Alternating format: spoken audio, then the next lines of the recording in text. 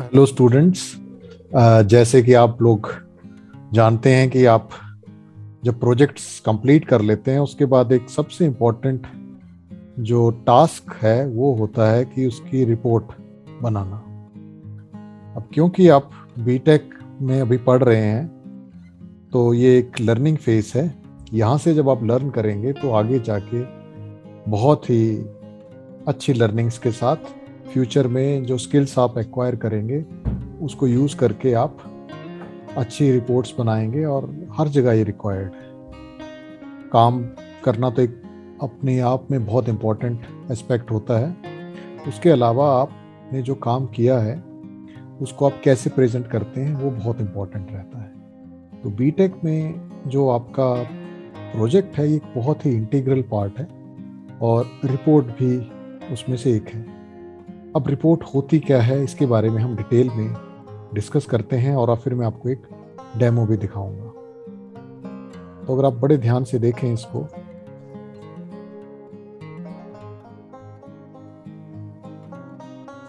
तो सबसे पहले रिपोर्ट जब आपने टाइप करनी है या लिखना कहें जिसे do's before you start writing your report, उसमें क्या क्या होना चाहिए। सबसे पहले आपके पास जो भी आप काम कर रहे हैं उससे रिलेटेड डाटा शीट्स होनी चाहिए। अगर आपका हार्डवेयर बेस्ड प्रोजेक्ट है तो डाटा शीट्स होनी चाहिए।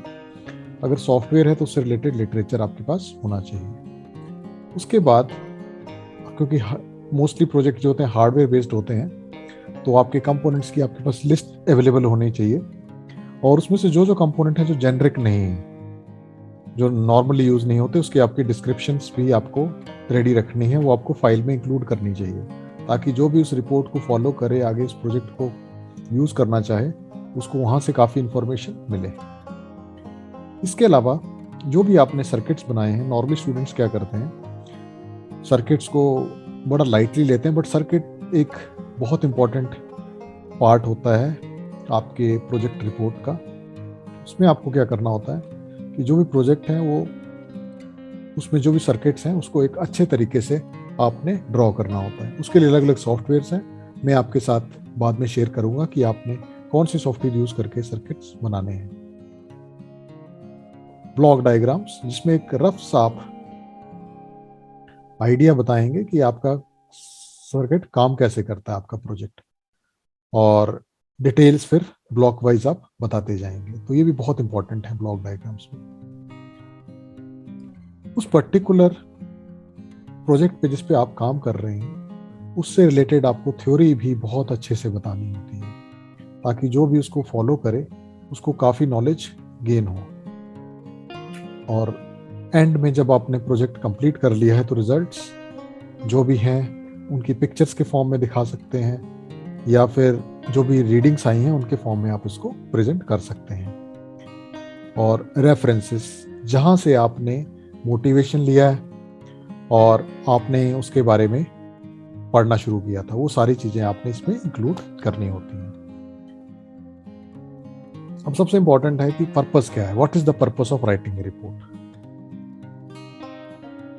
तो स्टूडेंट जो है often consider this as copy paste activity, copy paste किया और 20 25 30 पेज किए और जमा करा दिए, पर ऐसा नहीं है।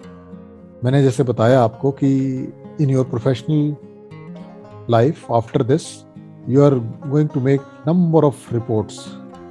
So if you start working right now it is going to help you in a great way. तो अभी से ही आपको उसके बारे में शुरू करना चाहिए। प्रोजेक्ट रिपोर्ट जो बेसिकली जर्नी है अबाउट योर प्रोजेक्ट, कि आपने प्रोजेक्ट कैसे बनाया और प्रोजेक्ट में आपको क्या क्या मुश्किलें आई और कैसे आपने उसको ओवरकम किया। तो एक बहुत ही इंपॉर्टेंट है, इंपॉर्टेंट पॉइंट्स उसमें आपने इंक्लूड करने हैं। तो it's a journey about your project और ये एक इन्वायरमेंट बनाता है रिपोर्टिंग का, और जो आपके आने वाले टाइम में आपके लिए बहुत ही यूजफुल होने वाला है फ्यूचर में। अब जो सिनेरियो है, अभी हम टीचर हैं, वो बाद में आपकी टीम हेड या टीम मेंबर या प्रोजेक्ट मैनेजर या कस्टमर या मे बी एम्प्लॉय कुछ भी हो सकता है, लेकिन जो आप लर्निंग अभी शुरू कर रहे हैं ये एवर लास्टिंग है, लॉन्ग लास्टिंग है, and it is going to help you in several ways. So are you ready? So beginners के लिए प्रोजेक्ट रिपोर्टिंग राइटिंग में क्या होना चाहिए, तो शुरू करते हैं। सबसे पहले कि जो भी सर्टिफिकेट्स हैं और फ्रंट पेज फॉर्मेट हैं वो अपने प्रोजेक्ट कोऑर्डिनेटर से आप कलेक्ट कर लीजिए, क्योंकि उसमें कोई ज़्यादा चेंजेस नहीं होते, और उसको आप कलेक्ट कर लीजिए और उसमें वो चेंजेस करना शुरू कर दीजिए। उसके बाद जो भी आपके सर्किट्स हैं उनको या तो माइक्रोसॉफ्ट पब्लिशर में बनाइए या वीजीएम बनाइए, या फिर आप कोई और भी सॉफ्टवेयर यूज़ कर सकते हैं। आजकल इंटरनेट पे काफ़ी open source software readily available हैं। इससे आपके प्रोजेक्ट की एक तो डिस्क्रिप्शन बहुत अच्छी हो जाएगी और दूसरा प्रेजेंटेशन बहुत बढ़ेगी, क्योंकि एक प्रोजेक्ट रिपोर्ट के भी काफ़ी मार्क्स होते हैं।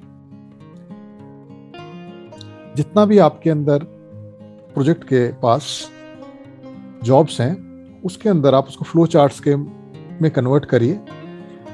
उससे क्या होता है कि उसकी डिस्क्रिप्शन काफ़ी आसान रह जाती है, और जो भी रिपोर्ट देखेगा उसको देखते ही समझ में आ जाएगा कि क्या हो रहा है। तो फ्लो चार्ट्स जो हैं वो बहुत यूज़फुल होते हैं। इनको भी आप पब्लिशर में बना सकते हैं और माइक्रोसॉफ्ट वर्ड में भी बना सकते हैं, या फिर कोई और सॉफ्टवेयर भी आप यूज़ कर सकते हैं। तो ये भी काफ़ी इंपॉर्टेंट रहता है जबकि आप प्रोजेक्ट रिपोर्ट बना रहे हैं। और सबसे बड़ी बात है, इसको खुद करिए।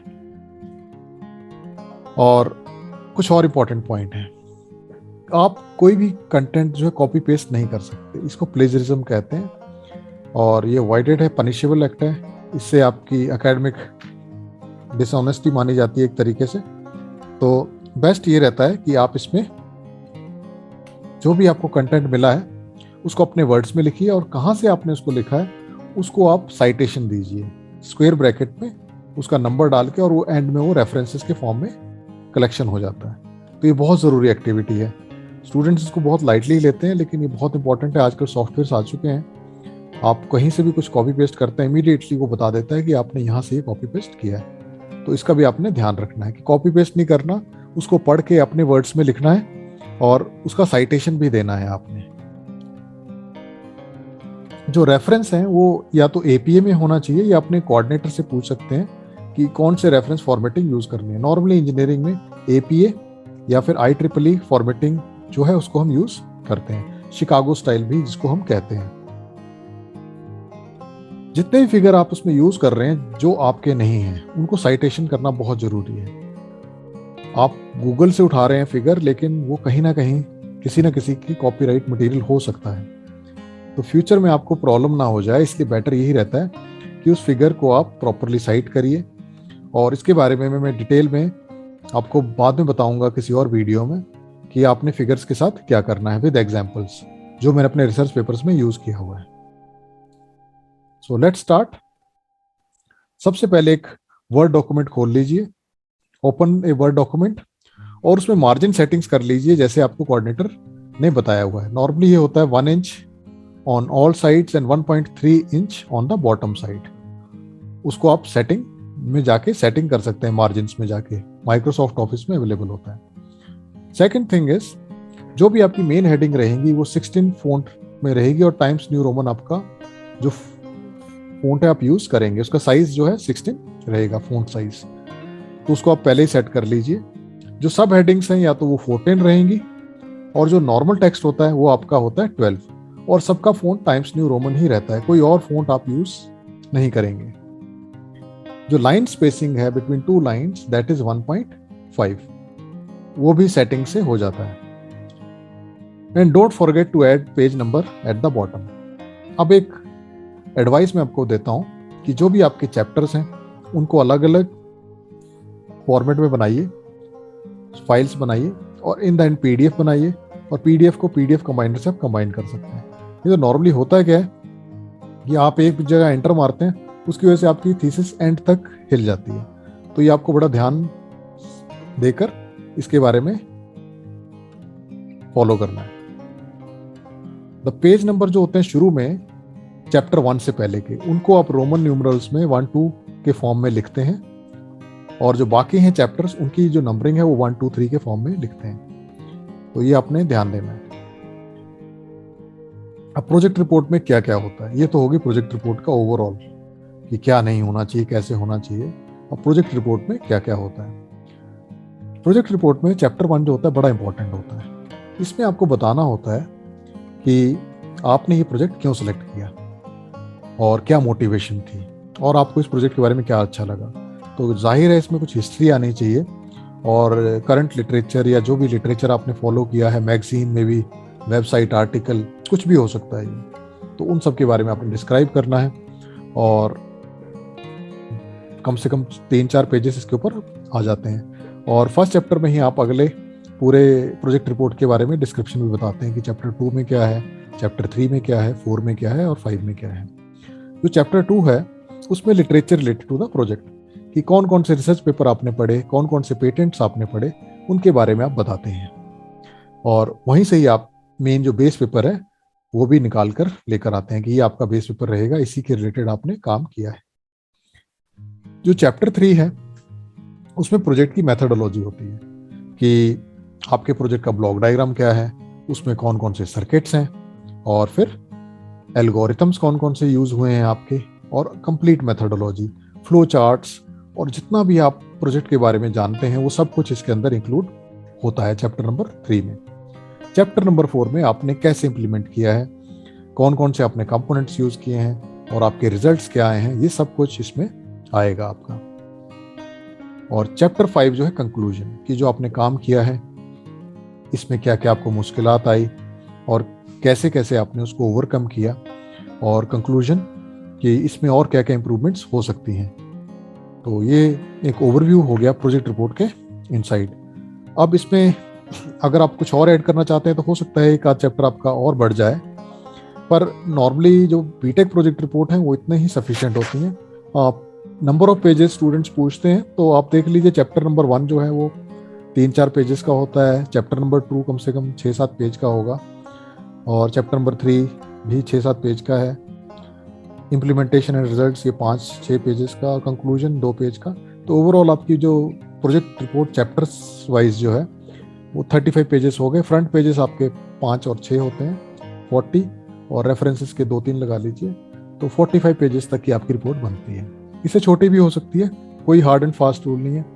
इट इज़ इम्पॉर्टेंट कि आपने जो प्रोजेक्ट रिपोर्ट बनाई है वो अच्छे से बनी हो, सारी चीज़ें कवर्ड हैं, तो पेजेस कम भी हो सकते हैं। So it's not necessary that you are putting more content from here and there, कि आप आर्डिनो का प्रोजेक्ट बना रहे हैं तो आर्डिनो के बारे में ही 10 पेज लिख रहे हैं, उसके बारे में सब जानते हैं। आप सिर्फ एक पैराग्राफ लिख सकते हैं इसके बारे में, इससे ज़्यादा नहीं, कंपोनेंट डिस्क्रिप्शन में, उससे ज़्यादा आपको लिखने की ज़रूरत नहीं। हाँ, कोई कंपोनेंट ऐसा है जो आप नया यूज़ कर रहे हैं, जो अभी तक यूज़ नहीं हुआ है, तो बेटर है कंपोनेंट्स के बारे में बताने से आप प्रोजेक्ट के बारे में बताइए। ज़्यादा से ज़्यादा ब्लॉक डायग्राम बनाइए, सर्किट्स बनाइए, अपने एल्गोरिथम्स के बारे में लिखिए, अपनी मेथोडोलॉजी के बारे में लिखिए।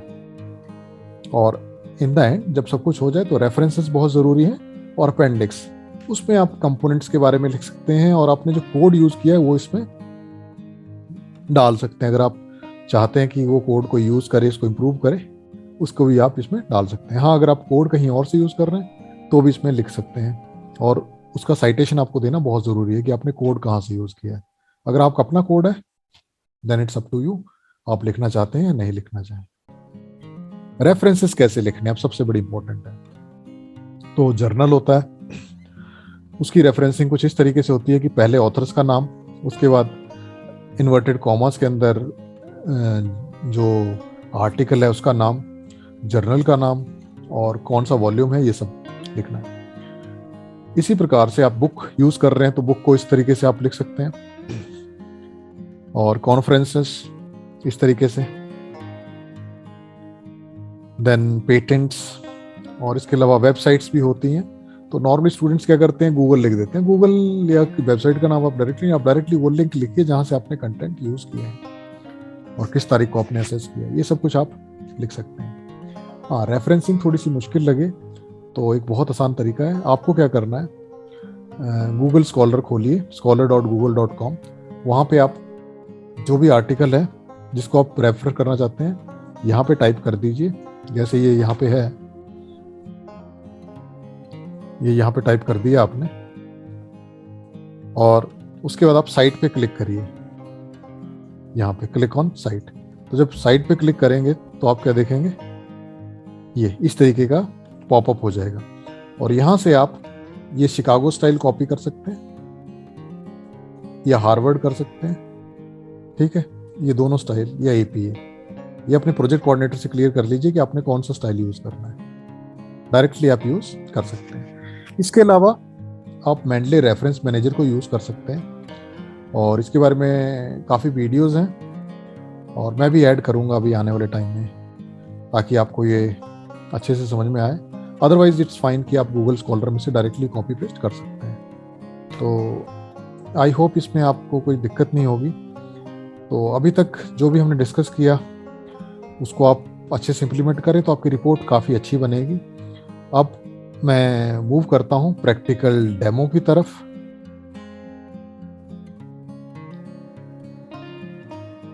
तो आपने देखा मैंने वो फोल्डर ओपन कर लिया है।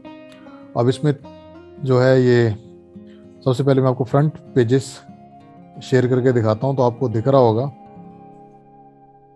तो इसमें आप देख सकते हैं कि ये पेज है, फ्रंट पेज, जो कि आपके प्रोजेक्ट कोऑर्डिनेटर आपको प्रोवाइड करेंगे। इसमें आपने अपने प्रोजेक्ट का नाम बताना होता है और अपना नाम और आपके किसके अंदर सुपरविजन के अंदर कर रहे हैं वो बताना होता है, डिपार्टमेंट का नाम, ईयर। उसके बाद कैंडिडेट का डिक्लेरेशन आता है कि ये जो कंटेंट है ये मैं कहीं और जमा नहीं किया हुआ और ये मेरा अपना कंटेंट है। उसके बाद एक सर्टिफिकेट आता है, कैंडिडेट ही देता है, ये भी आपको आपके प्रोजेक्ट कोऑर्डिनेटर प्रोवाइड करेंगे। इसके बाद आप एक्नॉलेजमेंट देते हैं। और एक चीज़ इसमें आपने देखी होगी कि ये स्पेसिंग है, ये 1.5 है। तो स्पेसिंग कहाँ से होती है ये आपको दिख रहा होगा यहाँ पे, यहाँ से स्पेसिंग आप सेट कर सकते हैं। ये कम हो गई और ये 1.5 रखेंगे। दूसरा ये जस्टिफाइड है, कुछ स्टूडेंट्स इसको ऐसे रखते हैं, नहीं, जस्टिफाइड है। यहाँ से आप फ़ॉन्ट सेलेक्ट कर सकते हैं और फ़ॉन्ट का साइज़ जैसे कि मैंने बताया ये 14 रहता है और ये साइज़ जो है ये 12 रहता है। आप देख सकते हैं यहाँ 12 है और ये साइज़ जो है यहाँ पे 14 है। उसके बाद आप एब्स्ट्रैक्ट लिखते हैं। तो एब्स्ट्रैक्ट में क्या होता है कि आपके प्रोजेक्ट का एक 1 पेज डिस्क्रिप्शन होता है। तो थोड़ा सा प्रोजेक्ट के बारे में बताया होता है आपने और उसके रिजल्ट्स के बारे में, दैट्स ऑल। बस ये अराउंड 200-300 वर्ड्स के अंदर अंदर आपने इसको कंक्लूड किया होता है एब्स्ट्रैक्ट के।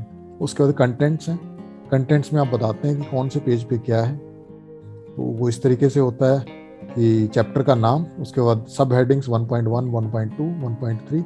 अगर उसके अंदर भी फर्दर कोई सब हेडिंग है तो वो भी आप लिख सकते हैं विद पेज नंबर्स। उसके बाद चैप्टर 2 और उसकी फिर फर्दर सब headings, chapter 3 and chapter 4 and 5। तो इस तरीके से आप इसको डिस्क्राइब कर सकते हैं। उसके बाद आपकी रिपोर्ट में कौन कौन से फिगर्स हैं, वो किस किस पेज पे हैं, वो फिगर का नंबर और पेज नंबर आप डिस्क्राइब कर सकते हैं। उसके बाद एब्रीविएशन आपने या सिंबल्स को यूज़ किए हैं रिपोर्ट में, उनको बताना है आपने। ये है, यहाँ पे देखिए फ़ॉन्ट अलग हो गया, तो फ़ॉन्ट को आपने यहाँ से सिलेक्ट कर लेना है, टाइम्स न्यू रोमन।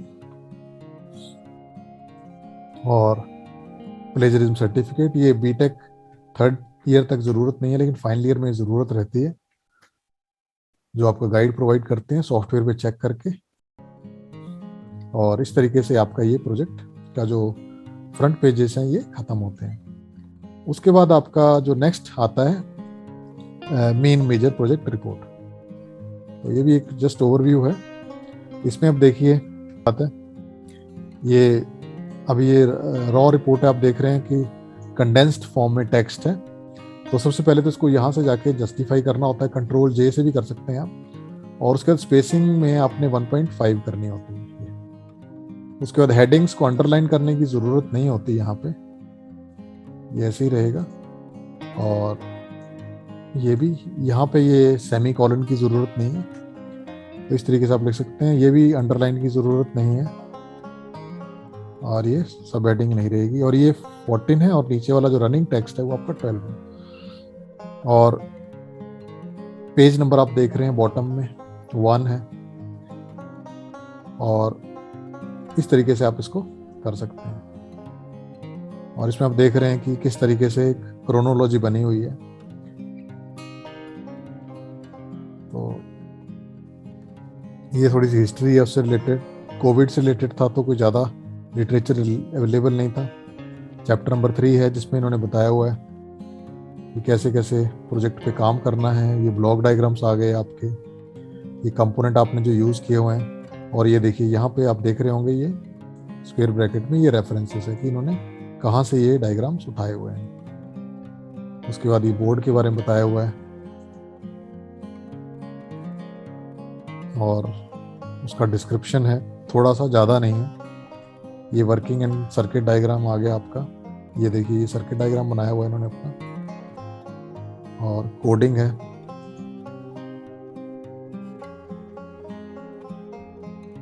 तो नॉट रिक्वायर्ड दिस, ये आउटपुट्स हैं प्रोजेक्ट की,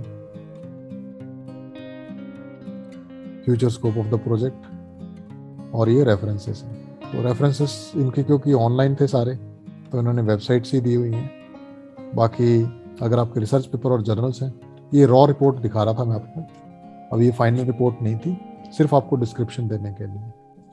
सो आई होप कि ये आपको काफ़ी हेल्प करेगा ताकि आपकी रिपोर्ट्स अच्छी हों। और किसी भी क्वेरी के लिए आप मुझे ईमेल कर सकते हैं और कांटेक्ट कर सकते हैं। Thank you very much. See you in next video.